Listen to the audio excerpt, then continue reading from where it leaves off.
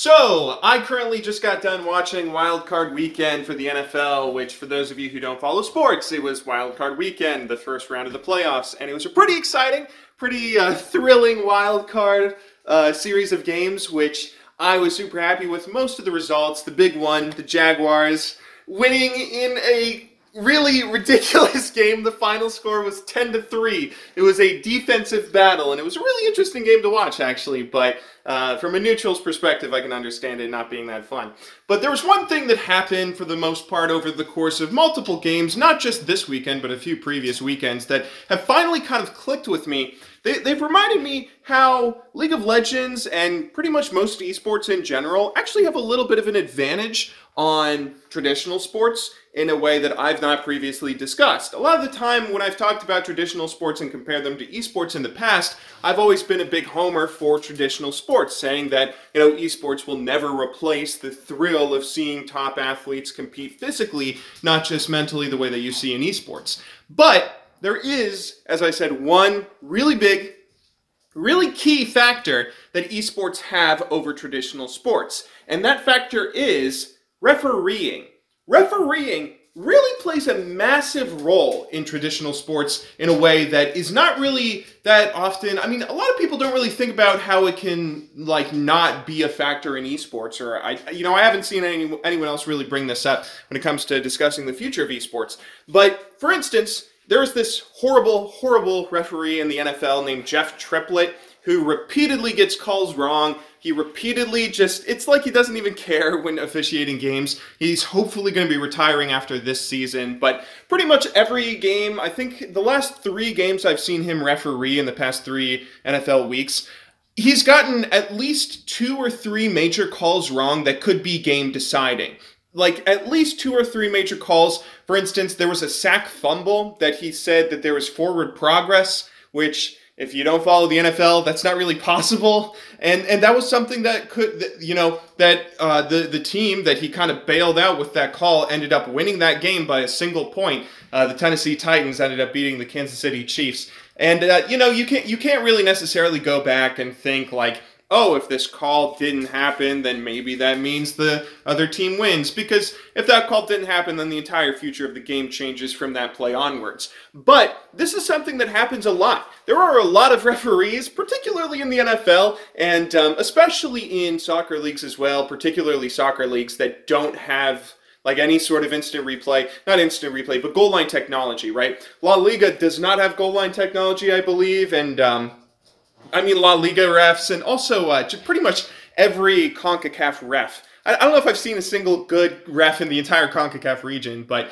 there's a lot of referees in pretty much every sport that are bad, right? I would probably say 60%. The majority of referees in any individual sport are generally pretty bad, and it's really difficult to get good referees for one reason or another. But the interesting thing about this is not a problem that has ever really been fixed for the most part. I mean, NFL referees are constantly deciding games with ridiculous calls and constantly getting calls wrong. And there's so many instances. I mean, just tonight there was a Panthers-Saints game where there were a couple of questionable calls at the very least that could have been game deciding. And just, again, I could rant for days about missed calls in pretty much every sport that I've watched, every sport that I've seen.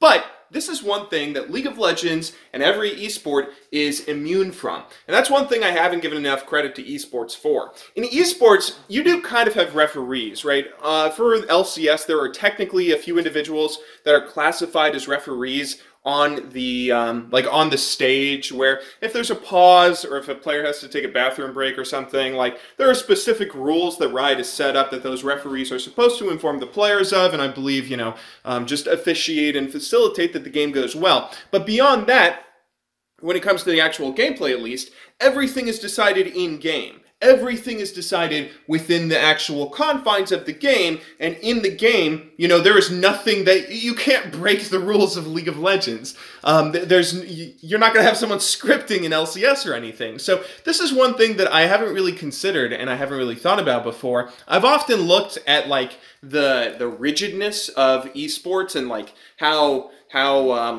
I don't know the word I'm looking for, like how capped they are, right? Esports are capped. You can only do things however quickly as the game allows you to. You can only move your you can only move your character as fast as their movement speed is. You can only combo your spells together as fast as your animations allow you. There's a lot of things like this that kind of, you know, for the most part, I've looked on them in a pretty negative way, and for the most part, I don't think that they're very like good in terms of the growth of esports in the future. I think that if you have a cap that everyone eventually reaches, and then you start losing, you can't distinguish between players anymore because every player is just playing as best as the game will allow them to, then that's really when esports are going to struggle, and if not, you know, maybe potentially die. I don't know.